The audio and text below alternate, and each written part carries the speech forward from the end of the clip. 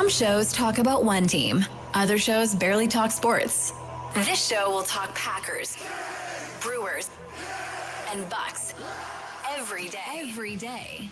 It's Wisconsin Sports Daily with Steve Sparky Fifer, served up by Wendy's on the Wisconsin Sports Radio Network. Download the Wendy's app today.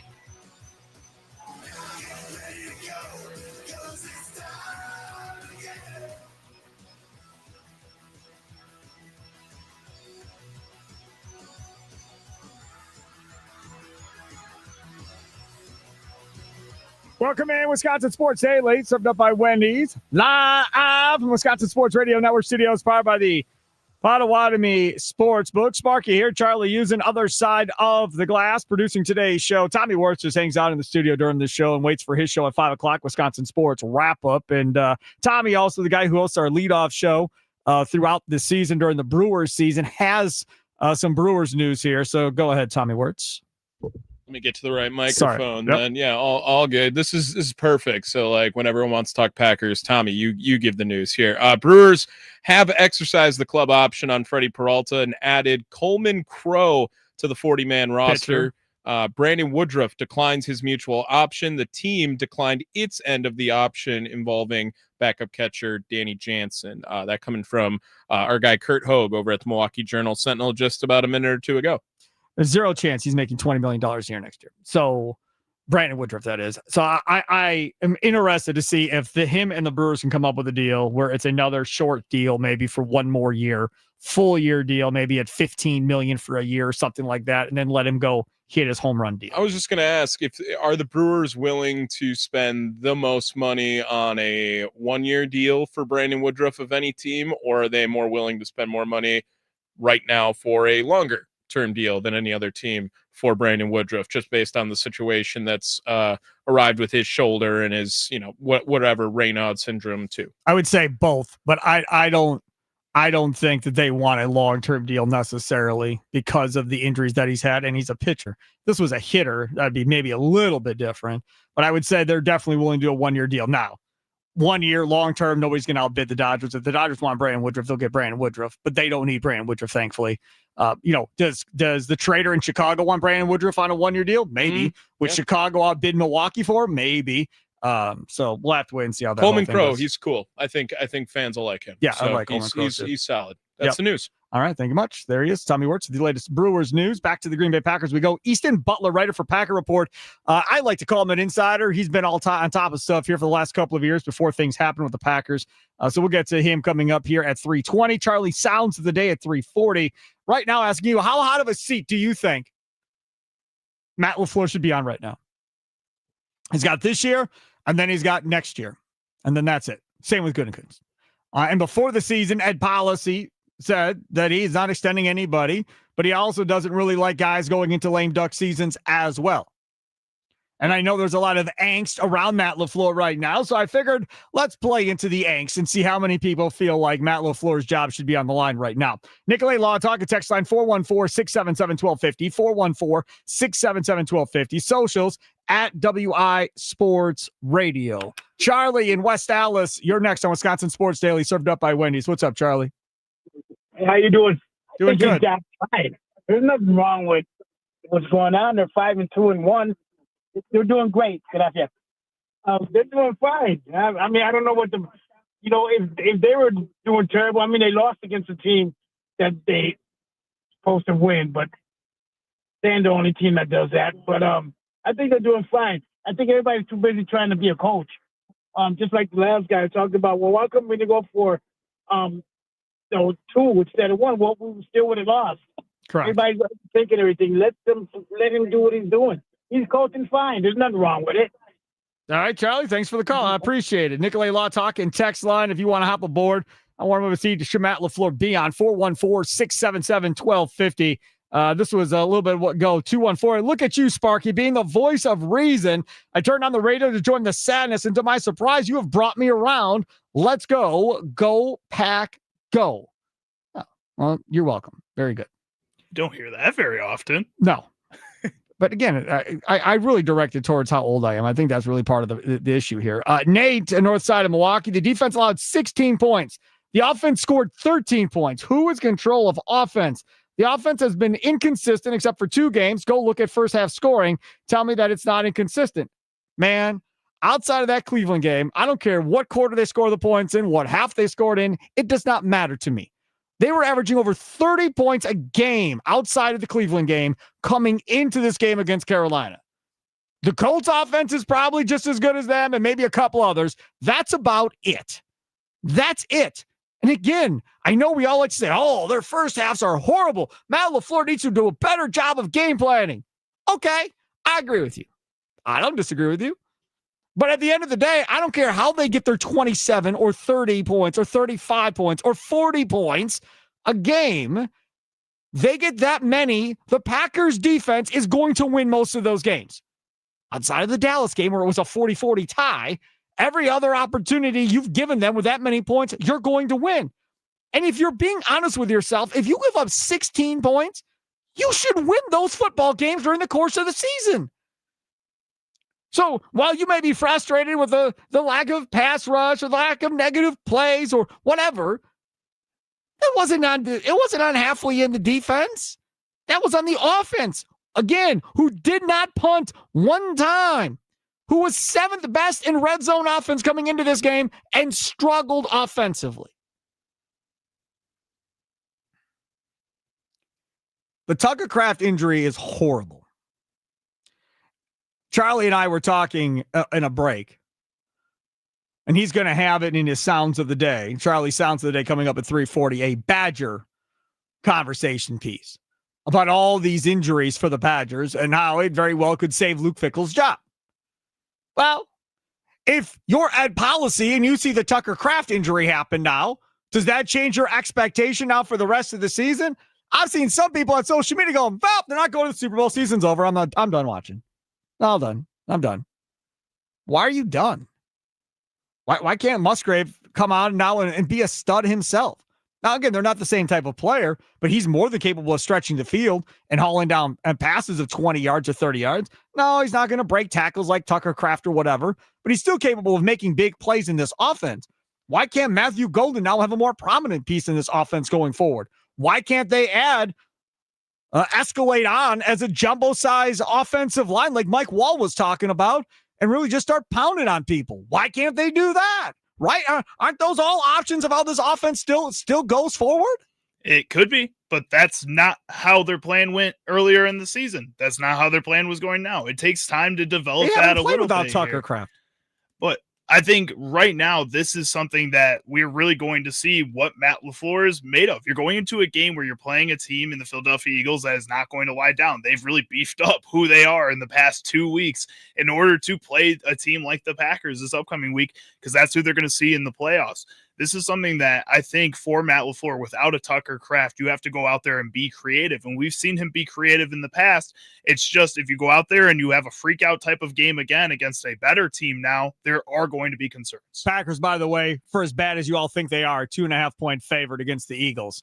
God, they must have like 2 wins on the year or a win on the year. How bad are the Eagles? Have they won a game for the Packers to be a favorite in that game? The Eagles are pretty good at football, Sparky. No, they can't be. Not if the Packers are the favored. Eagles are 6-2. Yeah. Wow, they must really be angry at the Eagles. They've lost 2 games like the Packers. I wonder if Sirianni will survive to get to the Packer game. 262 on the Nicolay Lautaka text line. I'm also very frustrated with the offensive line play. However, if the defensive line doesn't get gashed by a team with 3 backup offensive linemen, we win the game.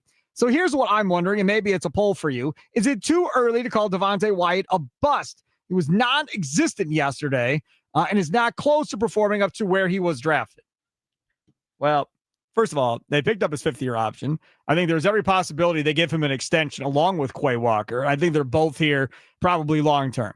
I agree with you. Devontae Wyatt was not nearly the presence he needed to be in that game yesterday. Prior to that injury a couple of weeks ago, Devontae Wyatt was a man-child on that defensive line, was making play after play, right? So I don't think that I would categorize him as a bust necessarily. He's been dinged up and hurt, yes, like seemingly every other draft pick on this team. But I I wouldn't put him in the bust category, Charlie. Well, and I would also argue that there was a few other players that made some really bad reads at points in this game, especially in the run game. I mean, our linebackers that are supposed to be really great at the line of scrimmage, there's plenty of times where they looked like they were in the wrong holes a lot of the game. Late on in that game when Rico Dowdle had that 19-yard run, Micah Parsons came out and said that they were expecting pass and that they ended up running the ball, which you can say, oh, Carolina, they out-game planned the Packers. Except for Evan Williams ran to the left tackle when Rico Dowdle ran right behind the right guard. Evan Williams was the guy that was supposed to be in the gap on that play, and he was not in his gap at all. So you can't just go straight to Devontae Wyatt. Yes, he's the heart of that run defense. That's what Jeff Hafley talked about. But at the same time, there's a lot of guys that need to step up behind him who didn't step up either. Charlie Houston over there. See Sparky Fifer over here. Joining us now on the Nicolay Law Talk and Text line is Maurice in Shorewood. You're next on Wisconsin Sports Daily, served up by Wendy's. What's up, Maurice?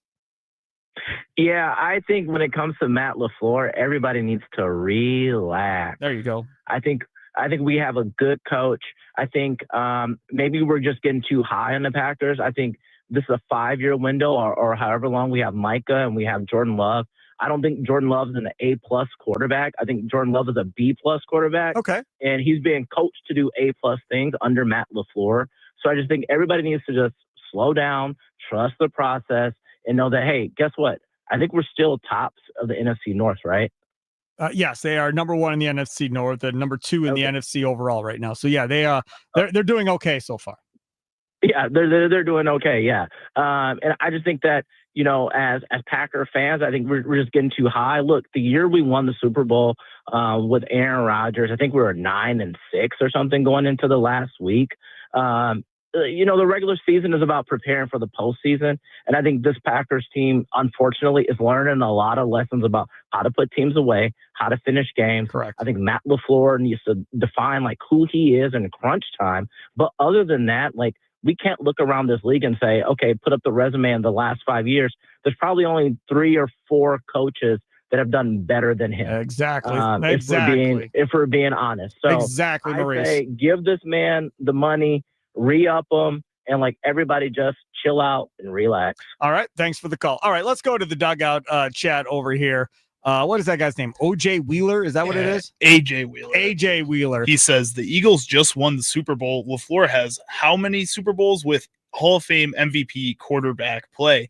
And then Anton responds to him and says, exactly. He blew some NFC conference championship games in his tenure. Yes. As Mike McCarthy with the same said quarterback who got outplayed by Kaepernick in one instance. If you go back and look at Rodgers' numbers against the opposing quarterbacks in said conference championship games, again, folks, just be honest with yourself about all of this. It wasn't like he was some unbelievable thing and his defense gave up 40 or 50 points. Now, were there instances over the course of time where they got absolutely drilled when the Niners ran for 1,000 yards against them and their defense was god-awful? Absolutely. That absolutely did happen. The 2014 fiasco in Seattle, there was a lot of people at fault for how that whole thing fell apart in the last 5 minutes. Again, that was, Mike McCarthy. That was not Matt LaFleur at the end of the day. That Tampa Bay game, there was no Bakhtiari. I still think if Bakhtiari is healthy and playing in that game, I think they probably win that game. But it was a fiasco up front and didn't help Aaron Rodgers at all at that point. And I was being sarcastic, Mr. Wheeler, about Sirianni being fired. It's amazing to me that you thought I was being literal about that. But I think Charlie realized I was being sarcastic, but I was not being serious about firing Nick Sirianni at any point. 262 Jake in Dousman says, should he get fired? Meaning Matt LaFleur? No. Do I want him fired? Yes. At the end of the day, it's not the play. Jake in Dousman. If Matt LaFleur gets fired, Matt LaFleur will be hired quickly. Matt LaFleur will not sit out seasons waiting and hoping somebody gets him a job. Matt LaFleur will not have to take a job as an offensive coordinator before he gets hired to be a head coach again. He will simply be picked up and given a head coaching job immediately. Now, where that will be in the NFL, I have no idea, but he will be hired. I don't know what you all think is going to be better than what we have here. Maybe you have names right there on hand of these guys are all out of work and these are the guys I want to come in and they'll be better than Matt LaFleur. Maybe those guys exist. I don't know who those guys are. And I think if your ed policy, before you go make a move, you better make certain that you have an answer in place. The Packers did not have an answer after Mike McCarthy. They went through an exhaustive search trying to find who that guy was going to be before they hired an offensive coordinator who had no numbers whatsoever for the Tennessee Titans offense with Derrick Henry. That's who they hired. Nobody thought Matt LaFleur was going to be as good as he was outside of Mark Murphy obviously thought that, and Gutekunst thought that, but nobody else thought that outside of those two guys around the country. It's like, what are the Packers doing? That worked out pretty good so far. No Super Bowls. And in Green Bay, it's title time. You're judged on Super Bowls. I get that. I'm down with that. But I'm not down with firing this dude in the middle of the season or even at the end of the season unless it completely falls apart. If this team misses the playoffs, then you know what? I'm with you. I'll listen and I'll get down with hearing the idea of maybe it's time to make a change if that happens. But I just can't see how they miss the playoffs. Easton Butler, writer, insider for Packer Report. He's coming up next. It's Wisconsin Sports Daily, served up by Wendy's, live from Wisconsin Sports Radio Network studios, powered by the Potawatomi Sportsbook. Love me, the Potawatomi Sportsbook for sure. Love me some Potawatomi Hotel Casino. They're giving away over $300,000 in prizes. It's autumn action. Yep, you heard that right. Over $300,000 in prizes, courtesy of our friends over at Potawatomi Casino Hotel. Autumn action runs November 1st through the 20th, and you can earn entries playing with rewards card. Prize drawings happen on Thursdays between 5 and 8 p.m. If you win, you get to pick your prize from the board. All leftover prizes go into a rollover jackpot drawing. For more info, go online at Potawatomi.com. Must be 21 years of age or older and a rewards member to play.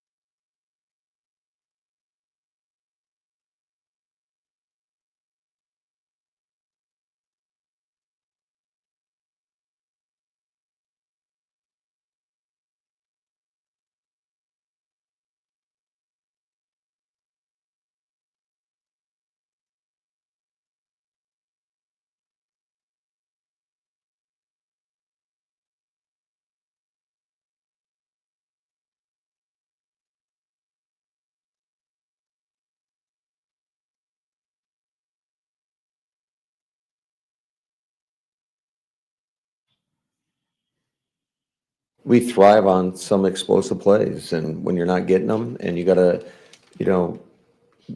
just move the ball down the field consistently. I mean, we've had penalties. We obviously had a fumble on the first drive. We had 3 possessions in the first half: a 9-play drive, a 9-play drive, and a 10-play drive, and we had 6 points. So it's going to be tough if we can't figure it out and score in the red area, and it's just going to be tough to win football games like that. Matt LaFleur disgusted with what he saw yesterday during the game. Yesterday, as were many of you as well. It's Wisconsin Sports Daily, served up by Wendy. Sparky here. Charlie Usen, other side of the glass, being joined now on the guest hotline, powered by Gruber Law. Easton Butler, writer for Packer Report. I think you should say insider as well. Follow him on Twitter at Easton_Butler. Easton, thanks for coming on, man. I appreciate it. Yeah, of course. Oh, hold on a second. I got to turn you on. Go ahead. Oh, I got you now. Doing? I'm doing fine. I guess a couple of different things I'm curious about right now is, how do you think, if at all, yesterday's result impacts what the Packers may or may not do before the NFL trade deadline tomorrow at 3:00? Offensively, I don't think there's a change. They've had a lot of trust in Musgrave. I know people are joking saying he's tight end 3. But, I mean, they invested a second-round pick on him. They're not going to go out and trade for somebody that's going to be here half the year, especially giving up a pick when Goot did just trade 2 first-round picks. We all know Goot loves his picks. So I know he's trying to get more. If we do trade, it's just going to be for a cornerback or a defensive tackle, like we've kind of needed most of the year. Okay, so let's talk about that for a second. Let's talk about defensive tackle, because obviously there's big-name defensive tackles that have rumored to be out there. Myles Garrett was rumored to be out there. They're not trading Myles Garrett. Jeffrey Simmons from Tennessee. T'Vondre Sweat is another name that I heard. I love T'Vondre Sweat. Charlie will tell you how much I love T'Vondre Sweat coming out of college, and I knew dang right well they weren't going to draft him. But they need a big, beefy guy on that defensive line, especially if you think yesterday was anything to be concerned about. Yeah, about an hour ago. Well, I heard earlier in the week, last week, the Packers made a call about T'Vondre. But about like an hour, maybe hour and a half, I was told that they're still in contact, but they don't have an offer for him. Definitely somebody I'd love to get. What's his contract situation? Is he's not a free agent at the end of the year? No. He's still pretty young on his rookie deal. I think he's on the second year of his rookie deal, so it's going to take a little bit to get him. Correct. But this is the thing. He wasn't a first-round pick, right? That's not what that was. So from that aspect, could you get T'Vondre Sweat for a day 2 pick in order to make this all work out? You could honestly do like maybe a third or fourth, just because he's early. He's still kind of early in his contract, so. Yeah, I would do a 4th-round pick for T'Vondre Sweat tomorrow. I would assume Simmons is not going to be traded by the Titans. Very likely he won't be, but he does have like a wish list of teams he wants to if he does get traded. Are the Packers on that list, Easton Butler? No. What the hell? Why not? We got Micah Parsons. Doesn't that count for anything with these defensive guys? Don't they all want to play with Micah Parsons? Like they wanted to play with Reggie White. That would have been good. Cornerback market doesn't seem to be one in which I go, oh boy, there's a difference maker in that guy that can come in here and change things for the Green Bay Packers. Am I missing somebody that they may have interest in at this point that may be a game changer at cornerback? So I found out over the weekend that they talked to Cordell Float, the guy from the Giants, and then they've kept in contact with Alante Taylor and Cambrit Thomas. Alante from the Saints, and then Cambrit from the Bengals. I know they're both, or all three of them, are pretty solid. But I feel like anybody at this point would help out the cornerback room.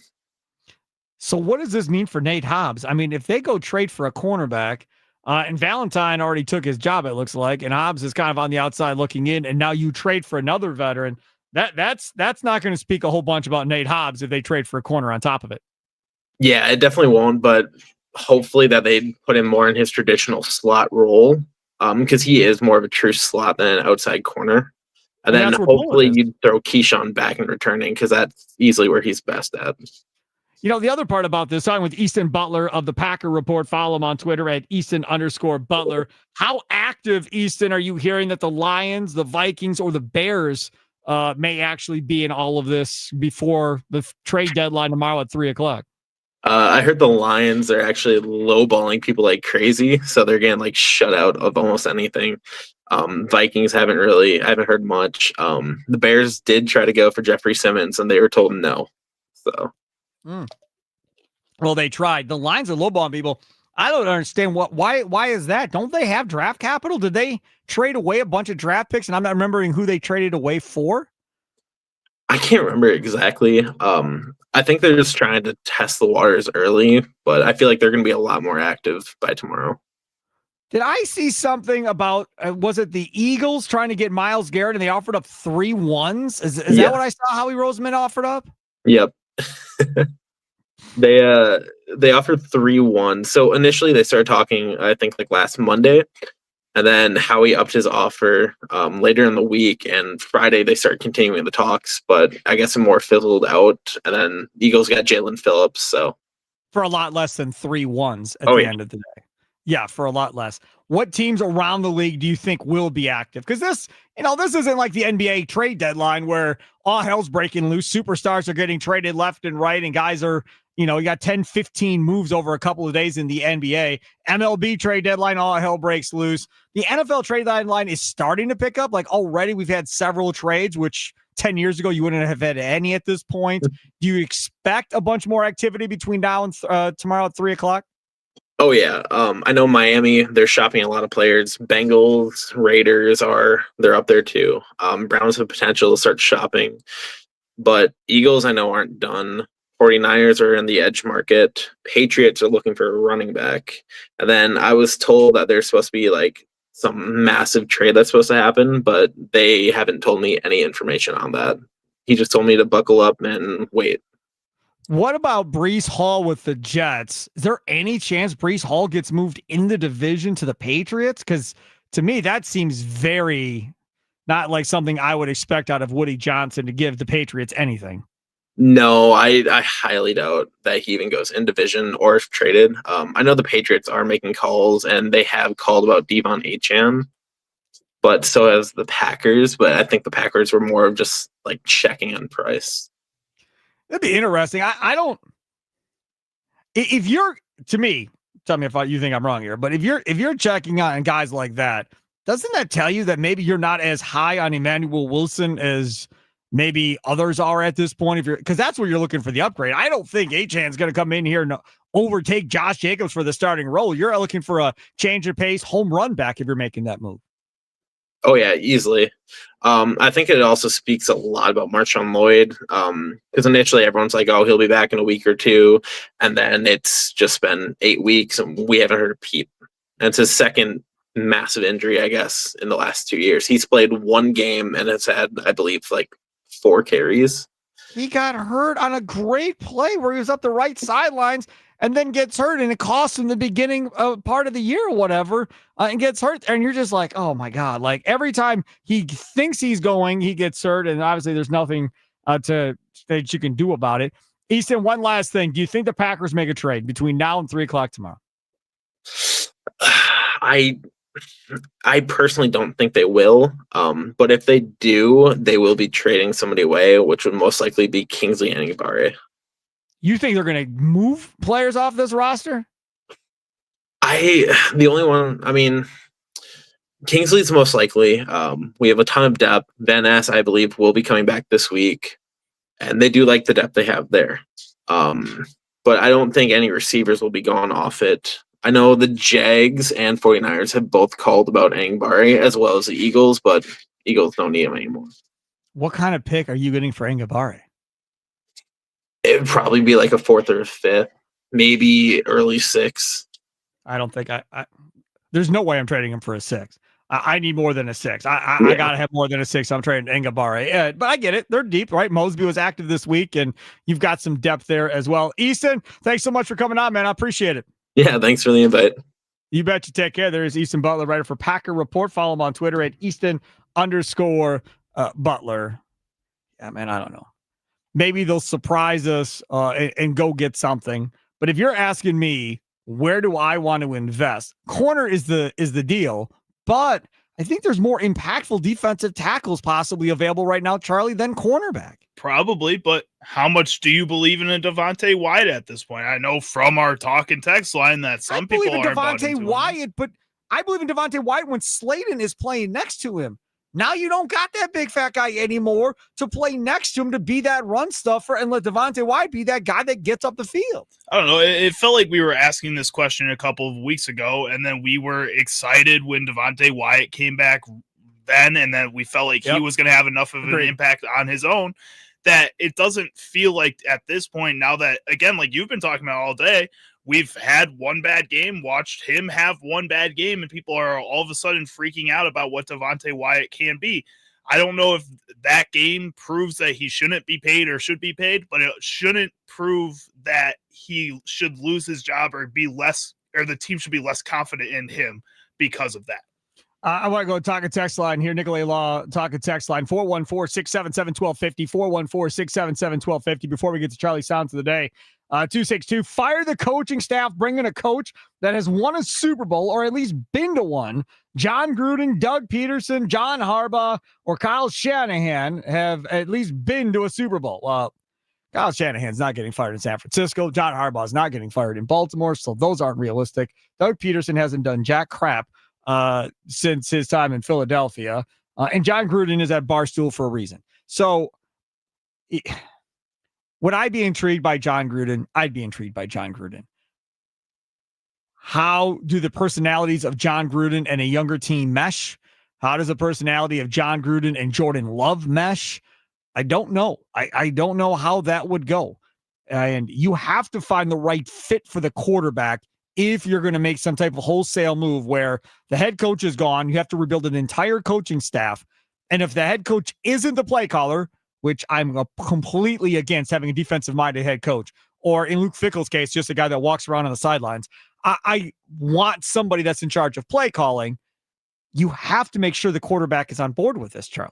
And Jordan Love is your man that you paid. And you have to make sure that beyond him being the quarterback, that one of your top two highest paid players are happy in a situation like this. And Matt LaFleur for right now seems like a really good fit for Jordan Love. So again, let's not go way beyond what this is. It was a bad game for Matt LaFleur. There's some questions this season with Matt LaFleur, but at the same time, let's cool it a little bit. Yeah, I'm going to be very interested to see based on how they finish. If this team gets on a run and they get into the NFC Championship game, all this nonsense talk that we're having right now really looks dumb at the end of the day if that's how this ends up playing out. It just is. It's going to look really, really stupid if they end up still getting to the NFC Championship game. And even if they lose at that point, it's still going to look stupid that we're having a talk about firing a head coach whose team gets to the conference championship game. I just get concerned and overreacting when a team loses their second game of the year, is number one in the NFC North, and their coach has a track record of double-digit wins each and every year. If this was a situation where the Packers, were 8-8 last year or 7-9, and this is the same type of stuff that was happening the previous year, okay, I'd get down for the angst and the anger, like, oh no, we saw this show, here we go again. But this team has a history of going to the postseason every year. Now, they also have a postseason of not finishing and not getting to the Super Bowl, so I'll agree with you on that. John and Franklin, you're next on the Nicolay Law Talking text line. What's up, John? Hey, Spark, I'm a little late to the conversation here because this whole stupid earning a living thing. But I got to tell you, I was up there yesterday, Spark, and I don't know, I'm sure you got into some of this already. But I'm going to tell you something. I'm sitting there watching that game, and it just circles back for me to the coach. They had their game where, okay, we had a little lag, we were out a little slow, we should have had this. All those excuses have been used up. With the talent that this team has, and I understand there were some injuries yesterday, and it changed things. But that's the NFL, and that's what makes good coaches good and great ones great. They can handle these situations. And that is the problem I have with this guy. And the other problem I have with LaFleur is his predictability. I'm watching the passes that were caught yesterday, and obviously the ones that weren't. He was thrown into triple coverage all day long. Whatever happened to crossing routes where we had one-on-one and a guy's, can break away and, and make a move and get 20, 30 yards? It seems like everybody's on to what we're going to do. We made the flipping Panthers defense look like the 85 Bears, Spark. Where was the Panthers defense ranked, John, before the game started? Look, I know they've made some improvements in their run defense, but I know it was atrocious. Overall defense is in the middle of the NFL, better than the Steelers, who were second to last in pass defense going into their game against the Packers. But Sparky, is that why we look better on offense? Are the Steelers just that bad? The Steelers aren't that good, no. And I understand they just beat the Colts, who had one loss, and everybody's going to get all worked up about that.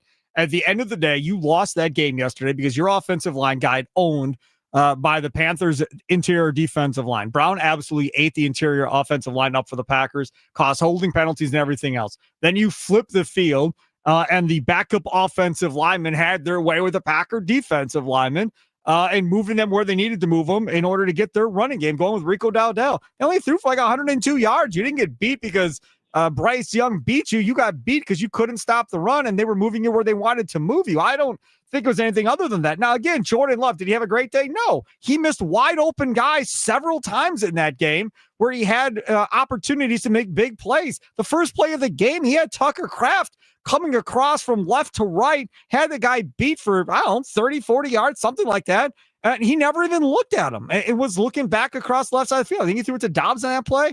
Never even looked at Tucker Kraft running wide open. So Jordan Love didn't have a great day either in that one either. But I don't know how much of this goes back to them, not designing plays up. Thanks for the call. In fact, Dan Orlovsky, I said earlier, was on Pat McAfee's show earlier. And Dan Orlovsky from ESPN said, if anything, he thinks the Packers are trying to be too cute and too creative. And Orlovsky said, I love Matt LaFleur, man. He's my guy. I love Matt LaFleur. But sometimes just call a play and run it. You don't got to try to be scheming everybody open and everything else. Let some guys just beat some guys and just run a standard NFL play and see what happens. He thinks that Matt LaFleur is too creative and it's getting him in trouble. So trying to, show how smart he is at the end of the day, which is the exact opposite of what I heard Packer fans telling me last night. He's so predictable. Everybody knows what's happening and so forth. I don't know. You listen to the former backup NFL quarterback. You can take your own opinion, however you want to take it, that's fine. But there are so many different reasons of why this isn't working for the Green Bay Packers right now, Charlie. Well, and part of the reason Matthew Golden hasn't really been able to get as involved this season as I think people would have hoped is because they keep putting him into this role of that Jaden Reed, which I just don't think is his archetype. That's how they're going to use him. That's correct. And Jaden Reed is that middle of the field type of player. Luke Musgrave and Tucker Kraft are supposed to be the middle of the field type players. John, yes, you can be mad at them for not running those plays, but when guys can't get open in the middle of the field, it's even more dangerous to be throwing in the middle of the field. You get guys hurt that way when guys can't get open, and defenses are keyed in on that. Matt LaFleur is trying everything he can, but I think right now in games like this, he gets flustered, and then the ceiling for what he can or what he thinks this team can do really gets limited for some reason. And he just needs to have that confidence no matter who's on the field. I agree with you on that. Nathan Marzian, who him and I used to do our Green and Growing podcast a couple of years ago, he now does the Bucks U pod, but he's also a big Packers fan. This was his tweet earlier today. 25% of Jordan Love's pass attempts over the last 6 games have been behind the line of scrimmage. Second highest behind only Kyler Murray of the Cardinals. Only 13 of his pass attempts in that span have been in the intermediate area of 10 to 19 yards, which is third lowest in the NFL. Marzian continues, what's weird is that to start the season, it was the exact opposite. In the first 2 weeks, 30% of his attempts were intermediate and only 11% were behind the line of scrimmage. Since then, it's been very conservative. And our friend Eli Berkovitz, who comes on Wisconsin Sports Daily from time to time, quote tweeted that and said, you paid Love the most money in NFL history at the time. You stockpiled the offense with wide receivers and tight ends, and yet you call plays like you have a bottom 10 quarterback and nowhere to throw the football. Make it make sense. He doesn't trust him. we've said that before. Listen, you built this offense to go off play action, to use the running game, to take pressure off the quarterback so he doesn't have to wing it 35 to 45 times a game. Because you don't know whether or not he'll make the smart decision of throwing it into triple coverage and so forth. So you're going to protect him from himself and try and get him wide open guys to throw to with a play action game, which they don't use a lot of, and use your running game. Now, when you're averaging 5 yards a carry, that running game is real easy to rely on and continue to pound. When you're not, even though this weekend they were, but when you're not, then it becomes more of a struggle in order to get that offense moving. Ram, north side of Milwaukee, you're next. Nicolay Law talking text line. What's going on, Ram? Hey, thanks for taking my call. Sure. You just answered my question. What you just said, Sparky. What's that? Everything you said sum up the whole show about what happened yesterday. Your last response is go back and play it back. Lack of trust. Yep. And truthfully, I watched that game, and then I watched the Chiefs game. Would LaFleur think sometimes that he has the personnel that Andy Reid got? He's got better personnel. Stop. He's got better personnel than Andy Reid has. His offensive weapons are better. Yes, he has better offensive weapons than the Chiefs do right now. He doesn't have Patrick Mahomes. You win. But other than that, I'll take the Packers wide receivers. I'll take the Packers running backs. I'll take that. Yes. What I'm saying is the Chiefs receivers are the type that'll come back to the ball and get the ball and make a play. I saw passes yesterday, like you just said, the ball was thrown behind players. Yep. And then he gets in trouble. Why don't you throw the ball out of bounds?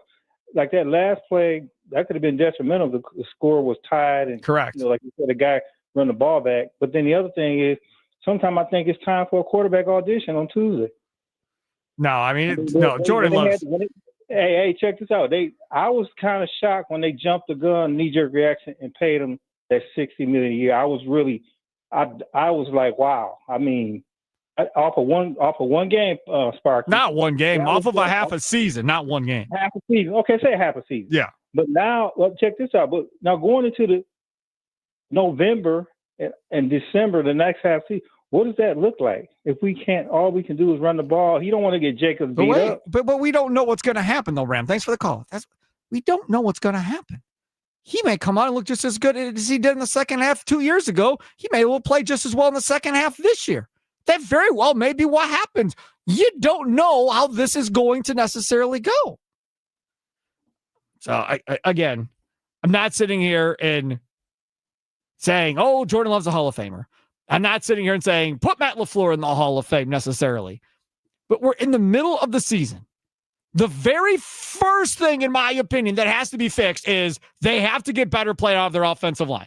So if that's Luke Butkus, then you got to figure out how to get better play out of your offensive line. And if the guys in the positions they're in, if that's not where they're going to excel, then do what you got to do to figure this out going forward. But you cannot continue to not be able to run block all that consistently all year long. And pass blocking has become a problem. You got guys running wide open without being touched. The wide receiver screen, I've had my fill of that. You can just put that in your playbook and forget about it for a little while, right? You want to run a little screenplay to Emmanuel Wilson or whatever from time to time? That's fine. How about the naked boot roll with the tight end? Have we seen, when was the last time we saw that? Was that the Mike Holmgren era? I don't know. But, I mean, there are things that you can do to continue to move this thing forward. I think the routes you're asking Tucker Kraft to route, there's no reason to think Luke Musgrave can't run the same routes. It still can have success. Now, no, he's not going to have 11 yak yards right after he catches the ball on average. No, that's not going to happen. He'll probably get taken down by the first guy more times than not, but it's still, that's first downs. Those are explosive gains. Even if he catches and goes down 15 or 20 yards down the field, those are still big plays. And bigger yet challenges. If I'm Gutekunst, my message to LaFleur is Tucker Kraft is hurt. The challenge to you now is, how do you use Musgrave and how do you get Matthew Golden more involved touching the football? Do you start doing a jet sweep here or there with Matthew Golden? Like, what's the plan? How about a quick slant, 3, 4, 5 yards up the field to Matthew Golden cutting across the middle of the field, hit him in stride and let him go? Go look at some Tyreek Hill film from Kansas City. See if you can use him something similar to that. Those type of plays. He is a dangerous man when he has the ball in his hands. He has the ability to take it the whole way, Charlie. He does.